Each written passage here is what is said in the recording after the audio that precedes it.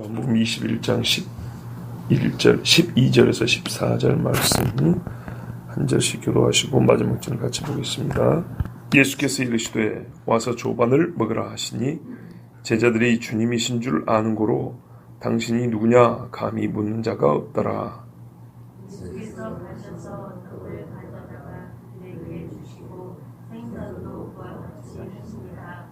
이것은 예수께서 죽은 자 가운데서 살아나신 후에 세 번째로 제자들에게 나타나신 것이라. 아멘. 예수님이 제자들을 참 사랑하시죠. 죽으시기 전이나 부활하신 다음이나 제자들을 사랑하고 아끼는 모습은 여전합니다. 어제나 오늘이나 변함없이 동일하시다는 주님은 능력뿐만 아니라 그의 사람들을 사랑함에 있어서도 똑같습니다. 공생의 기간 마지막에도 그랬거든요. 예수께서 자기의 때가 얼마 남지 않은 줄 알고 자기 사람들을 사랑하시되 끝까지 사랑하시니라 그랬습니다. 이때에도 예수님은 부활하신 후에도 공생의 기간 3년에도 앞이나 뒤나 사랑이 똑같은 것처럼 부활하신 후에도 죽으시기 전과 똑같이 제자들을 사랑했습니다. 자, 와서 조반을 먹으라. 이 조반이라는 말은 제가 알기로 없고요. 와서 먹어라 이렇게 되어 있는데 조반이란 말을 우리 번역에는 추가한 거로 보입니다. 하여튼 노면 와서 먹으라 그랬습니다.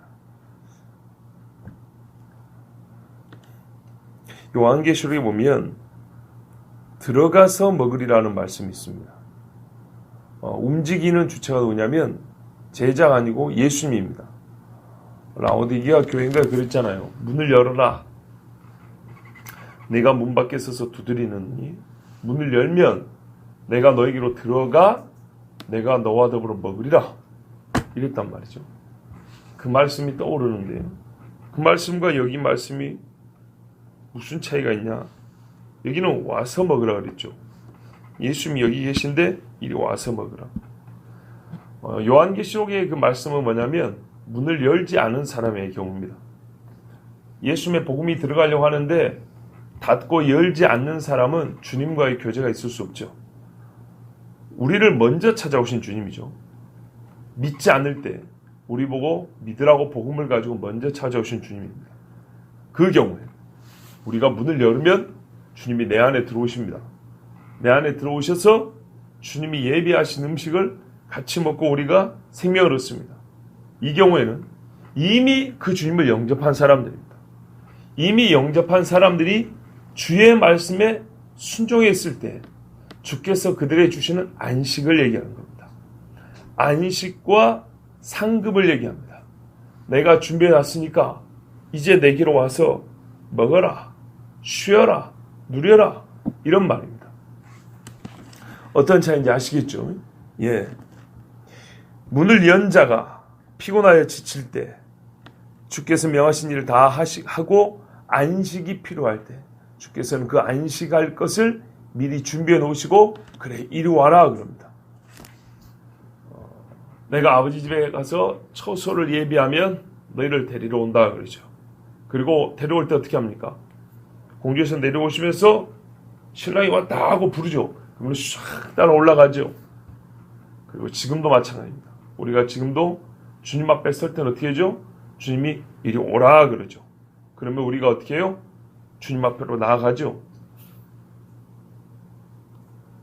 불신자가 신자 되는 것도 나온다고 표현하지만 신자가 이 땅에 수고를 그치고 주님 앞에 가는 것을 주님이 이리 오라 그럽니다. 자, 제자들이 이때 주님인 줄 이미 알았으므로 당신이 누구냐고 묻는 자가 없었다 그랬습니다. 이 부분은 너무나 당연한데 왜 꼭 기록을 했을까 하고 의문이 생기는 부분입니다. 요한이 알아봤지 않습니까? 그리고 베드로가 헤엄을 쳐서 갔지 않습니까? 당연한 이야기죠. 물고기가 그물에 가득 잡히지 않았습니까? 그것도 큰 걸로만 골라서. 이 정도 되면 어떤 제자가 예수님인 줄 모르겠냐 그 말이죠. 너무나 뻔한 것을 여기서 굳이 한 줄 더 써가지고 제자들이 주신 줄 아는 거로 당신이 누구냐 감히 묻는 자가 없더라. 제가 보기에는 이거는 우리 인간적인 시각에서 진짜 쓸데없는 소리입니다. 너무나 당연한 이야기입니다. 그 뭐 말하면 잔소리지 그걸 뭐 또 성경에다가 이렇게까지 기록할 필요가 있을까 할 정도로 이런 말씀이기 때문에 더 이유를 생각해 봐야 됩니다. 너무나 당연한 걸 굳이 기록해 놨다는 것은 우리가 생각하기에 쓸 필요가 없을 것 같은데도 기록했다는 것은 반대로 꼭 써야 할 이유가 있었다는 얘기입니다. 첫 번째로 표적이 더해졌을 때에도 주님을 의심하는 자가 뭡니까? 있을 수 있기 때문이죠. 표적이 더해졌잖아요. 표적이 더해져서 지금 제가 그렇잖아요. 이 정도 되면 예수님을 누가 모르겠냐고요. 그렇죠? 당연한 걸 왜 써놨냐 하면 바로 그 당연하다고 생각하는 순간에도 정말 우리가 조심해라는 거예요. 의심하는 자가 있어요. 요 이야기를 들었을 거 아닙니까? 갈릴리아 어떤 산에 이르렀을 때 다른 제자들이 이 현장에 있었던 7명 말고 나머지 4명이 오늘 이 아침에 있었던 이 기가 막힌 이야기를 들었을 거 아닙니까? 그런데도 눈앞에 있는 예수님을 어떻게 해요? 의심한다 그랬어요. 마태복음 28장 17절에 주께서 명하신 그 산에 이르러서 주님께 경배를 하는데도 아직도 의심하는 자가 있더라 이렇게 되어 있다고. 너무나 확실한 증거 앞에서도 분명한 증언 앞에서도 의심하는 자가 있어요. 우리가 보기에는 이 당연한 거를 왜 써놨냐면 바로 그 당연하다고 생각하는 순간에도 착각하지 마라. 네가 저 사람이 설마 의심하려 하는 그 사람이 지금 의심하는 자라고요. 두 번째는요. 주님의 모습이 전과 같기도 하고 또한 전과 다르기도 하기도 하고 이런 점이 있기 때문입니다. 무슨 말씀이냐면 외적인 특징과 이 못 박힌 자국이라든지 또 전체적인 생김새는 분명 같은 예수님인데 사람의 영혼에게 불러일으키는 어떤 말로 표현하긴 힘든 다른 무언가가 느껴진단 말이에요. 우리가 사람의 표현하면 기운이 좀 다르게 느껴진다고 할까요? 똑같은 사람이 인기척이지만은 사람마다 그 고유한 뭔가가 있어가지고 인기척인데 그 누군지를 짐작하는 수가 있어요. 이거는 부부가 아니에요. 내 남편이구나. 내 아내구나. 아니면 체격은 비슷하지만 애기 아빠가 아니고 아들이구나. 그렇죠. 키도 비슷하고 몸무게도 비슷해도 느낌이 달라요. 그런 것처럼 예수님은 분명히 예수님 같은데 뭔가 전과 다르단 말이죠. 그런 게 있어요. 그래서 사람들이 제자들이 기적을 행한 거 보면 주님 같긴 한데 뭔가 좀 다른 느낌이 있어. 근데 이제는 확실해서 의심하지 않게 됐다. 적어도 이 7명 사이에서는. 자, 보세요. 그 무언가가 뭐냐면 경외감입니다. 경외감. 보세요. 감히 묻는 자가 없더라. 이제는 예수님 앞에 말을 하더라도 예전의 제자들은요, 뭐가 좀 궁금하거나, 뭐가 좀 자기들이 생각에 예수님의 비유라든지 뭐가 좀 못마땅하거나, 약간의 뭔가 좀 하여튼 자기들하고 안 맞는 게 있으면 제자들이 예수님께 대번에 묻기도 하고 따지기도 하고 아니 그건 말씀을 해서 왜 죽어요? 그러면서 베드로가 예수님을 나무라기까지 했잖아요. 그런데 지금 부활한 후에는 한 번도 그런 면이 없어요. 예수님이 언제 나타나시건 어떤 모습으로 나타나시건 나타나셔서 무슨 말씀을 하건 무슨 일을 하시건 간에 제자들이 거기에 대해 의문점을 간다거나 혹은 자기들의 속에서 나오는 어떤 인간적인 그 말로서 예수님을 약간이라도 거스르는 모습을 한 번도 볼 수 없어요. 바로 이 점에서 우리는 뭘 알 수 있냐면 감히 묻는 자가 없더라 해서 혹시 마음에 약간이라도 생길 수 있는 의심을 할지라도 이것을 묻기 어려운 뭔가 즉 같은 예수님이지만은 부활의 권능을 가진 주님의 신성이 전보다 더 크게 느껴지는 거죠. 진짜로. 예전에도 사람이고 하나님이고 이렇게 알았지만은 우리가 경험에 따라서 예수님의 신성을 진짜 여러분 우리가 파도를 치고 죽어가는데 예수님이 바다를 잔잔케 하면 대부분 엎드리지 않겠습니까? 똑같은 주님인데. 그런데요, 부활한 후에는 그런 엄청난 기적을 일으켜주지 않아도 그 서 계심 자체만으로도 옛적에 바다를 잠잠케 하실 때 갑자기 두려워서 엎드린 것처럼 늘 그와 같은 경외감을 불러일으키는 신성의 느낌이 있었다 이 말입니다. 그래서 제자들은 무언가 혹시 묻고 싶거나 뭔가 혹시 이게 좀 모르더라도 감히 말하기가 어려웠던 그 경외함을 느꼈다는 얘기입니다. 부활하신 주님입니다. 이분이 바로 주님입니다. 같지만 다른 분이 부활하신 주님입니다. 자, 예수께서 제자들을 오라 그러셨는데요. 이게 12절에서 우리가 주목해야 될 단어라면 13절에서 주목해야 될 단어는 가셔서 그리고 주시고입니다. 예수님이 가시고 예수님이 주었다입니다. 떡을 가져다가, 떡이 지금 어디에 놓여 있죠? 숯불 위에 놓여 있습니다. 이 말은 떡으로 갔다는 말은 숯불이 예수님 바로 코앞에 있는 게 아니라 약간 떨어진 곳에 있었다는 얘기입니다. 그래서 예수님이 자 와서 이제 하나씩 집어 먹어 이리 해도 되는데 7명이나 되는 사람들 그럼 될 거 아닙니까? 그런데 예수님이 가서 그 위에 있는 떡을 가져다가 하나씩 나눠줬다는 얘기입니다. 이것도 참 의미가 있지요. 요한계시록 2장에 보면 각 교회에게 주님이 말씀하신 다음에 이기는 자에게는 하고 말씀하시고 주시는 상급이 기록되어 있습니다. 거기에 예를 들면 2장 7절에 보면 이기는 그에게는 내가 하나님의 낙원에 있는 생명나무의 과실을 주어 먹게 하리라. 또 17절에는 이기는 그에게는 내가 감추었던 만나를 주고 또 흰 돌을 줄 터인데 그 돌 위에 새 이름을 기록한 것이 있나니 받은 자밖에는 그 이름을 알 사람이 없느니라. 예수님이 친히 준비해 놓으신 것을 가서 집은 다음에 우리에게 직접 주십니다. 대독, 대리수 뭐 이런 거 없어요. 예수님이 바로 준 자와 받은 자밖에 모르는 것을 주님이 친히 그에게 주려고 준비한 만나를 그에게 주려고 준비한 생명의 면류관을 가져다가 그에게 직접 씌워줍니다. 여러분 이 땅에 예수 믿고 죽은 사람이 얼마나 많습니까? 학교에서 옛날 학교 다닐 때 구령돼서 내가 상 받는 게 아니고 친구들이 상 받을 때 그 5명만 상 받아 얼마나 지루합니까? 아침에 서가지고 햇빛 떠오르고 한여름에. 그런데 하나 지루하지 않아요.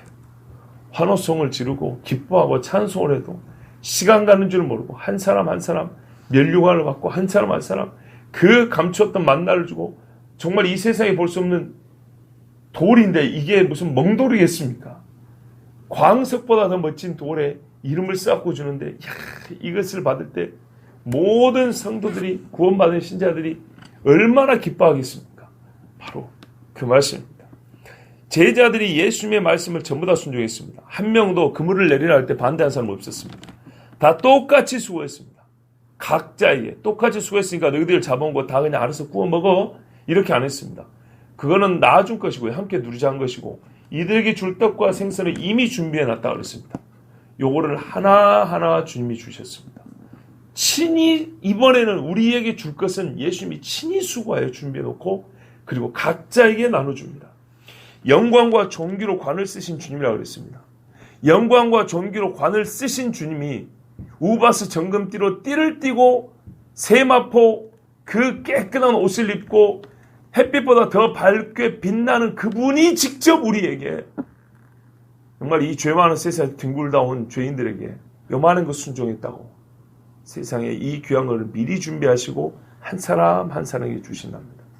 바로 이 사건이 우리가 주님 앞에 섰을 때 어떤 상을 받을 것이냐 어떻게 그 영광스러운 자리에 서 있을 것인가를 미리 보여주는 말씀입니다.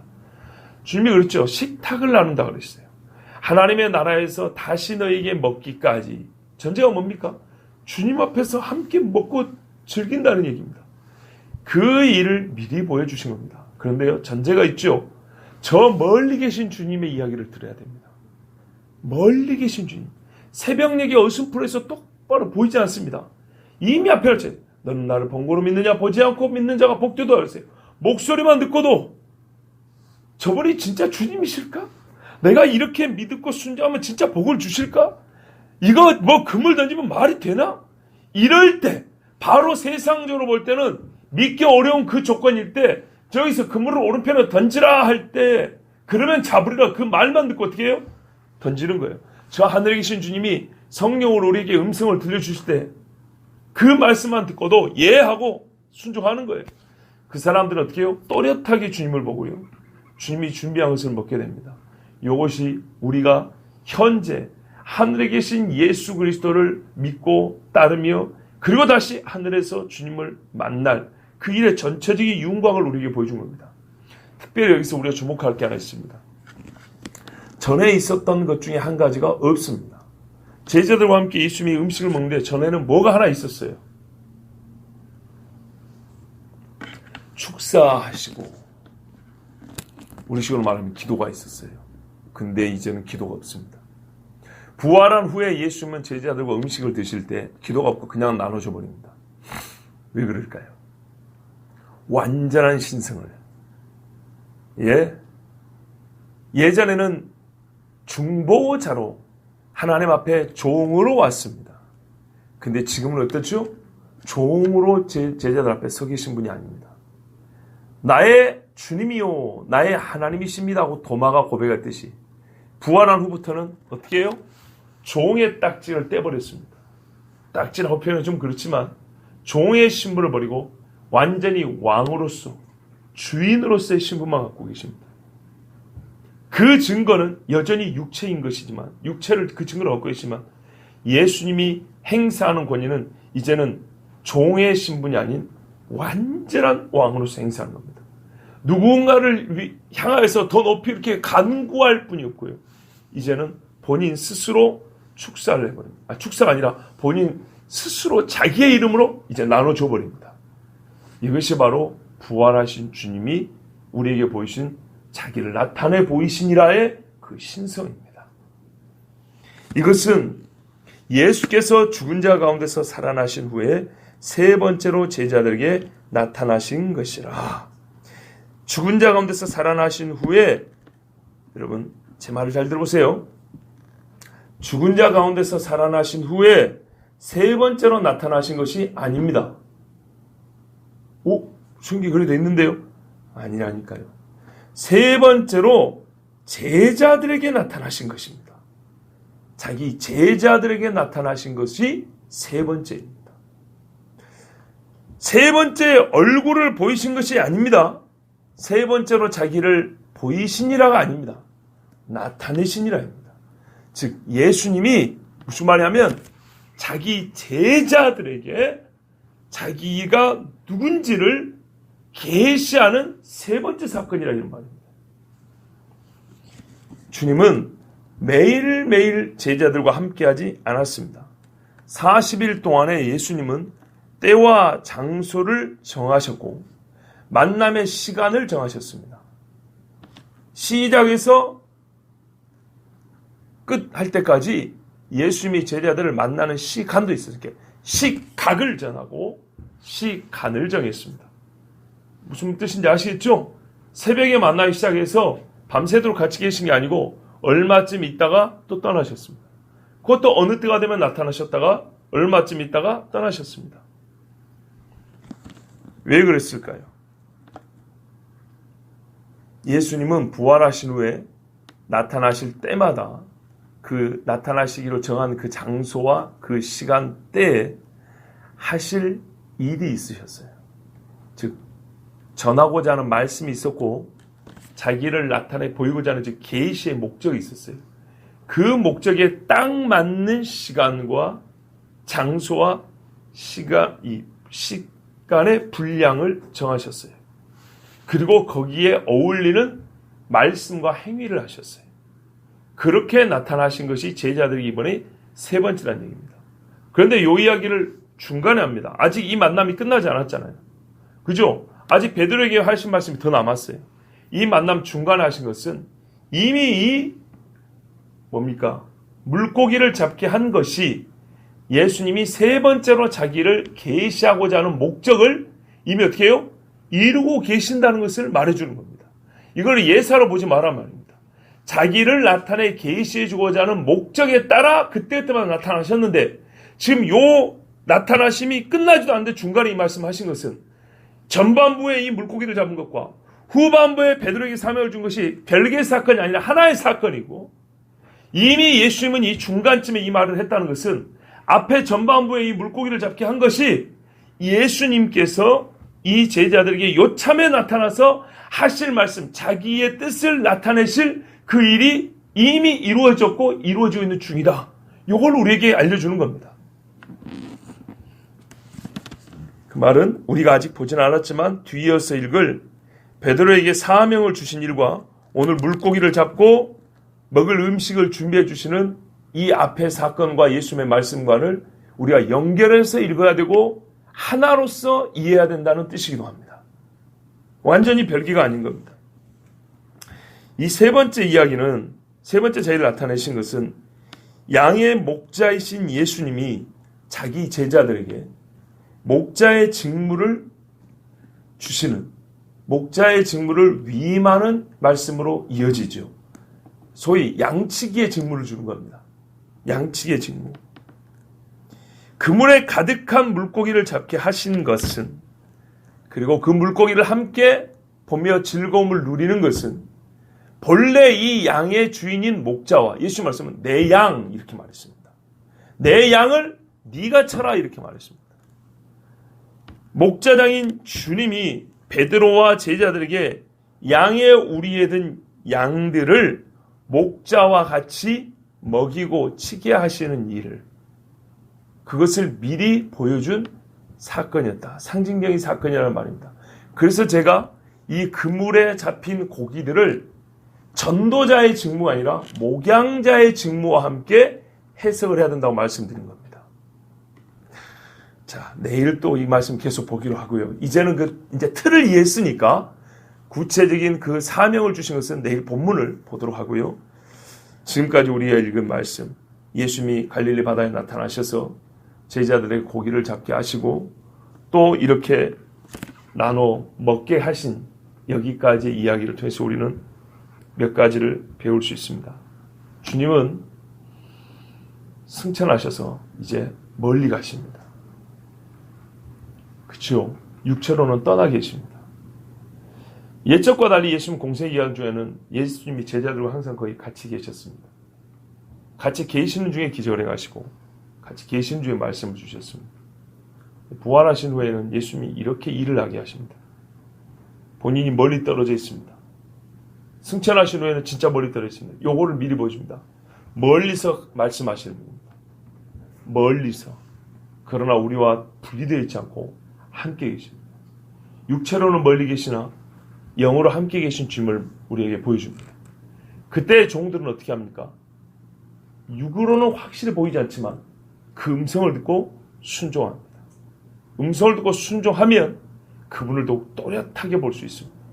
그리고 주님께 순종한 그 일로 말미암아 엄청난 열매를 거두게 되어 있습니다. 그 열매를 가지고 주님께 나아갑니다. 그리고 주께서 이미 허락하신 상급과 안식을 얻게 됩니다.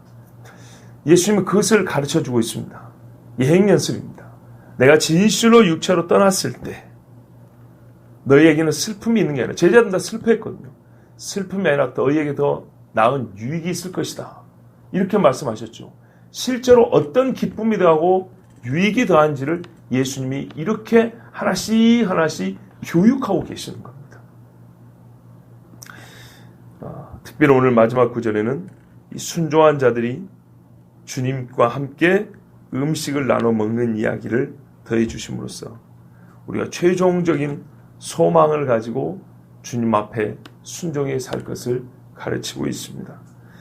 여러분, 부활하신 주님이 우리와 함께 한다고 믿는다면 주님이 나에게 자기를 나타내 보여주실 때, 오늘 결국에는 주님이 자기를 나타내 보이셨다는 말씀이잖아요. 주님이 나타내 보여주실 때, 또 주님이 어디 계신가 하고 항상 찾는 눈을 갖고 내가 살고 있다면 절대 주님이 멀리 계시다고 생각하고 내 마음대로 내 뜻대로 그렇게 가지 마시고 항상 주님이 들려주시는 말씀대로 행하십시오. 분명히 주님이 주시는 음식을 먹고 주님이 펴놓으신 숯불 앞에 모여서 주와 함께 즐거워하는 날이 올 것입니다. 뿐만 아니라 내일 읽게 되겠지만 감히 우리가 주의 양을 주님께 맡아 기르는 그 감당할 수 없지만 주께서 사랑하고 믿고 맡겨주신 그 엄청난 사명도 받는 복이 있을 겁니다.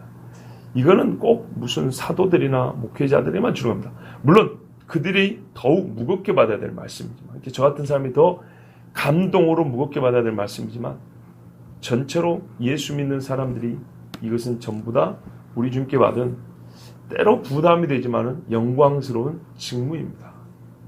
주님이 저 멀리 계시지만 순종할 줄 아는 자에게 주님이 주시는 영광의 직무입니다. 그 직무가 얼마나 영광스러운지를 물고기를 잡은 그물을 통해서 주님이 보여주셨습니다. 얼마나 정말 우리가 상상만 해도 기쁘지 않겠습니까? 주님 앞에 올라갔는데 내가 전도한 사람이 거기 있어요. 내가 끝까지 기도하고 절대로 기도하기를 쉬지 않았던 그 사람이 거기 같이 있어요. 얼마나 기쁘겠습니까? 바울이 뭐라 그럽니까? 주 앞에 섰을 때 내 멸류관이 누구냐? 바로 너희가 아니냐? 이러면서 자기가 복음을 전하고 위하여 기도했던 영혼들을 그렇게 가리켜 말합니다.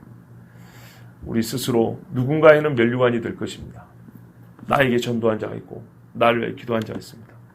또한 우리가 이와 같이 주님 앞에 섰을 때 누군가가 나에게 멸류관이 되는 그런 일도 있을 것입니다. 어떻게 하면요?